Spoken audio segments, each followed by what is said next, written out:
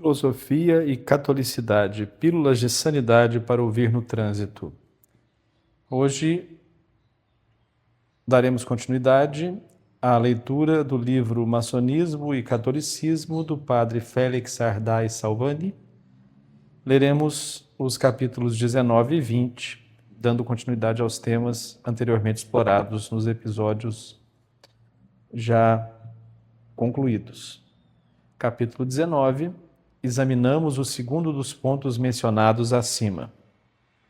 O maçonismo, que se opõe essencialmente ao catolicismo na maneira de apreciar o objeto material da caridade, isto é, o homem, é também oposto na avaliação do motivo formal e da regra dessa questão, que exclusivamente pode ser entendido como o amor de Deus. Vamos agora olhar para este segundo aspecto da questão, que não oferece menos interesse.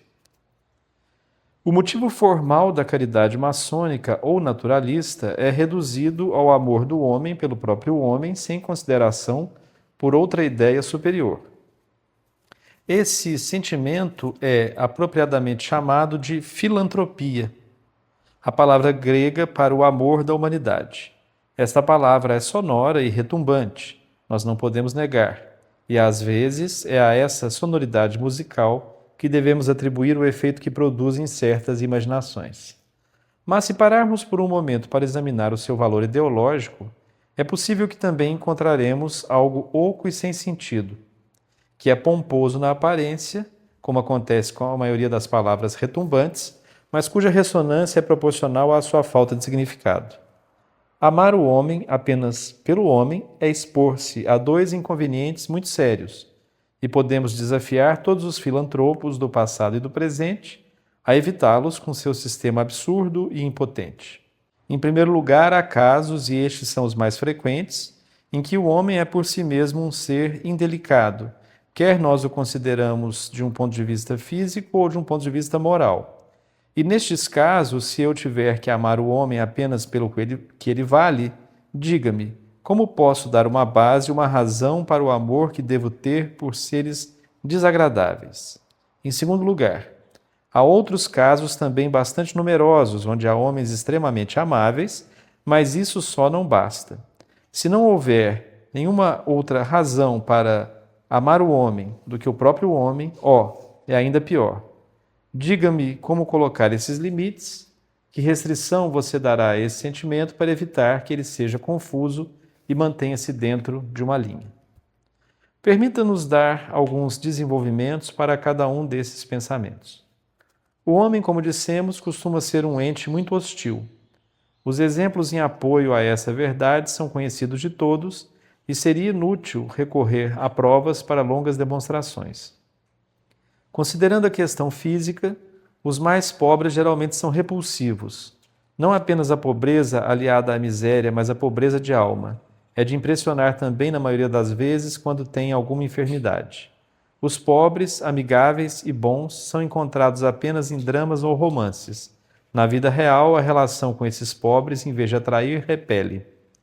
É necessário fazer um esforço, fazer violência aos movimentos naturais da sensibilidade e da impressionabilidade para aproximar-se de um leito físico para entrar no sótão ou nos barracos de algum necessitado. Nós vamos chamar ao testemunho as pessoas mais generosas e mais dedicadas às obras de caridade. Aqueles que são firmes neste ponto, o são porque conseguiram vencer essa luta natural. E este é precisamente o mérito de sua virtude. Essa luta existe especialmente quando consideramos nos pobres, não sua deformidade física, mas sua deformidade moral, que às vezes é ainda mais sórdida. Há pessoas pobres que são realmente boas, que têm um coração nobre e agradecido, mas há algumas que são más e têm instintos perversos, vis abjetos, que não podem pagar os benefícios recebidos por uma sombria ingratidão. E, no entanto, eles devem ser amados também, e eles devem ser amados por aquele que é verdadeiramente caridoso, muito mais do que os outros, porque não se deve apenas resgatá-los em suas necessidades físicas, mas também os corrigir por sua deformidade moral. E embora o espírito fique relutante em se aproximar de uma dessas criaturas degradadas, deve-se, no entanto, ser alcançado. É necessário abraçar aquela mão que às vezes pode ter sido desonrada e contaminada. É necessário aproximar o seu coração daquele outro coração, às vezes gangrenoso e corrupto.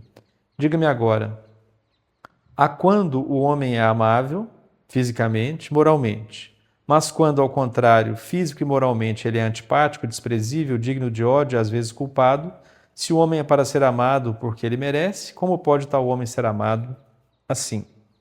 Deixe o naturalismo discursar sobre esse assunto pelo tempo que desejar, ele não encontrará uma razão suficiente para fazer o bem a tais criaturas, senão o mérito que tal ação tem aos olhos de Deus, nosso Senhor. Vamos agora ver a contrapartida desse raciocínio. Suponhamos o caso de um pobre que, em vez de ser hostil, é alguém extremamente infeliz. Suponha outro caso, o que não é incomum, em que uma mulher atraente que precisa da ajuda de um homem, ou um homem no vigor de sua juventude, que precisa ser resgatado por uma mulher com uma mão delicada e carinhosa. Se a caridade deve ser puramente humana, como diz o naturalismo, quem regulará os movimentos naturais do coração? E note que estamos falando aqui apenas desse transbordamento dos instintos mais nobres e que às vezes saem do controle. Quem pode apoiá-los, contê-los, se eles se desviarem? Se no primeiro caso precisamos da razão e da fé, como estimulantes divinos, não é certo que neste segundo caso precisamos do motivo da fé como moderador divino? Que homem reservado e discreto enviará as nossas jovens e angelicais irmãs de caridade para respirar a atmosfera imunda de algum campo que se assemelham a tão pouco como um claustro sem esse divino salvo-conduto? Qual campeão católico ou jovem sacerdote enfrentará certos focos de infecção sem essa salvaguarda celestial? E como nesses dois casos pode-se praticar, não mais com sucesso real, mas simplesmente sem correr sérios perigos, a mais nobre, mas muito mais delicada e muito mais frágil virtude da caridade? Acreditamos que dissemos o suficiente para sermos compreendidos e para ver claramente que, se existe uma circunstância onde é necessário não apenas acreditar em Deus, mas pensar muito sobre Ele, é quando a ser verdadeiramente caridoso. É assim que a religião sempre ensinou e com profunda sabedoria. Isto é confirmado na prática por uma certa experiência que nunca foi negada. Amar o homem só pelo homem é uma fórmula fácil quando se está escrito em livros maçônicos, ou pomposamente conversado nos banquetes felizes das lojas, do que se instalar nos corredores de hospitais e em barracos dos subúrbios de nossos grandes centros de população. Amar o homem pelo homem sozinho e amá-lo sinceramente são duas coisas praticamente impossíveis. A prova é óbvia, uma vez que praticamente nunca foram realizadas. O homem raramente sente pelo homem algo que não seja um desprezo soberano, quando não é uma profunda aversão, nos casos em que ele não sente por ele uma atração puramente sensual e uma paixão grosseira. A razão para isso é muito clara. O homem pelo homem só no fundo pode ser logicamente aquela relação do homem para seu próprio interesse. Sem a ideia de Deus, quem de fato é apenas meu vizinho, senão eu mesmo? O egoísmo é, portanto, a consequência inevitável do princípio naturalista. Bom, esse egoísmo humano geralmente tem duas formas que o contestam com brutalidade. A forma de desprezo, quando sinto por meu irmão indiferença ou repulsa, ou a forma de um apetite brusco, quando meu irmão excita em mim uma paixão culpada. E a filantropia naturalista, como vimos, não tem a cura para esse duplo mal. E ainda essa falsa caridade grita, move-se e faz coisas para si própria. Como se consegue esse estimulante para suas obras? Como e com o que liderar e qual nível de regra os ordena? Vamos explorar essas questões com mais detalhes no que poderíamos ter feito aqui, no parágrafo seguinte, na qual veremos e constataremos de maneira mais marcante as diferenças essenciais entre a verdadeira e a falsa caridade, o que é católico e o que é maçônico, aquilo que é de Deus e o que é do diabo, o macaco de Deus. Capítulo 20, examinamos o terceiro dos pontos mencionados acima, que é o mais prático hoje. Ao estabelecer a caridade sem o amor de Deus por estímulo e sem a lei de Deus como regra, é claro que o maçonismo procurará em outro lugar outros estimulantes e outras regras. Este é o lugar onde seu gênio brilha. Estamos entrando no exame da pintura, que nos é oferecida pela filantropia ou pela caridade natural. Custa ao homem despojar-se do que lhe pertence para se doar inadvertidamente a outro homem. Para que ele se decida por um sacrifício solene, deve-se dar-lhe uma compensação. O catolicismo oferece aqui os benefícios de mérito e no futuro a perspectiva da recompensa.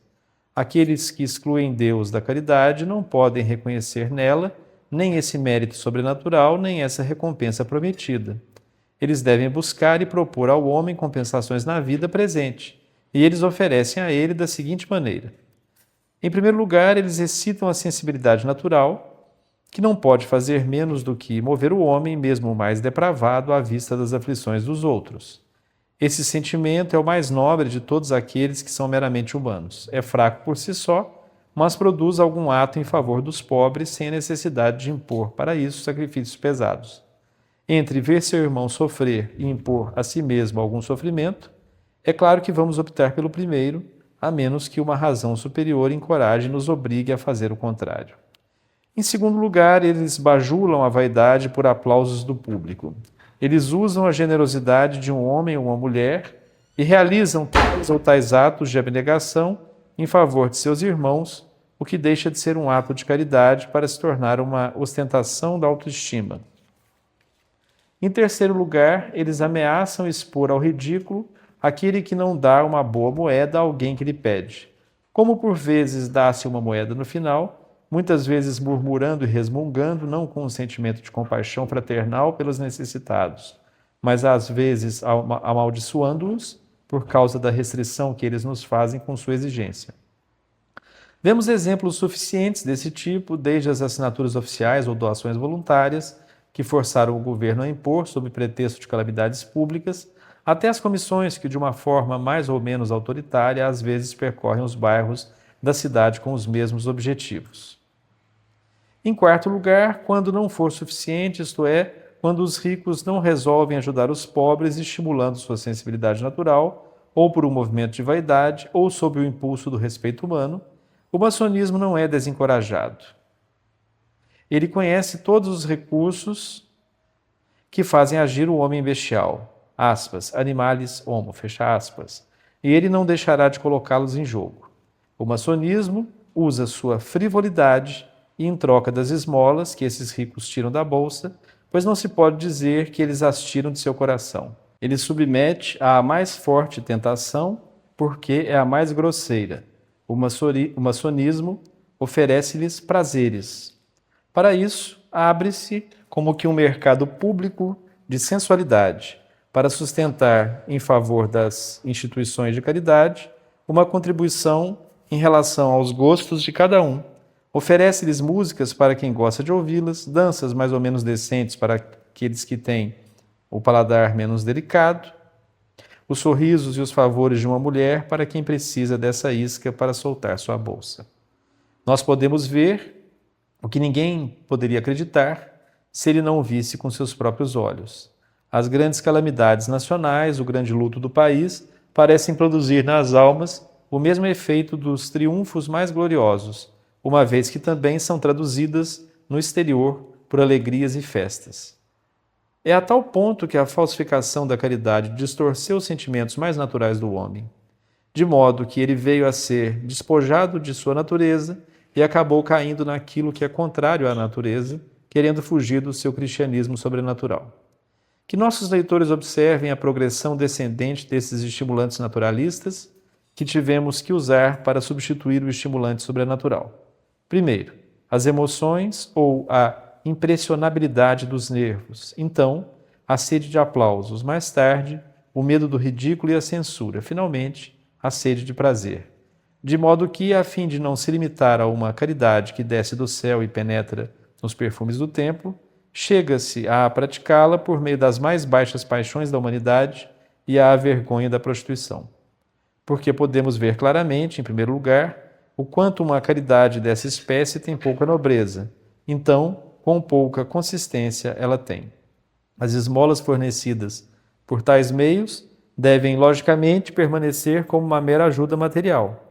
Quem dá por essas razões, no máximo um escudo ou um franco, mas não dá por sentimento de um coração que possa encorajar esses pobres, de fazê-los entender que ele os vê como iguais, que os respeita, abraça-os e os vê como irmãos, muito menos enxergarão esses pobres uma imagem viva de Deus.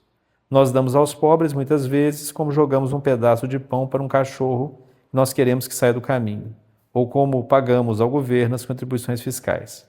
Essa caridade é, além de tudo, uma caridade passageira, um fogo de artifício que não dura mais do que a festa para o qual foi preparado.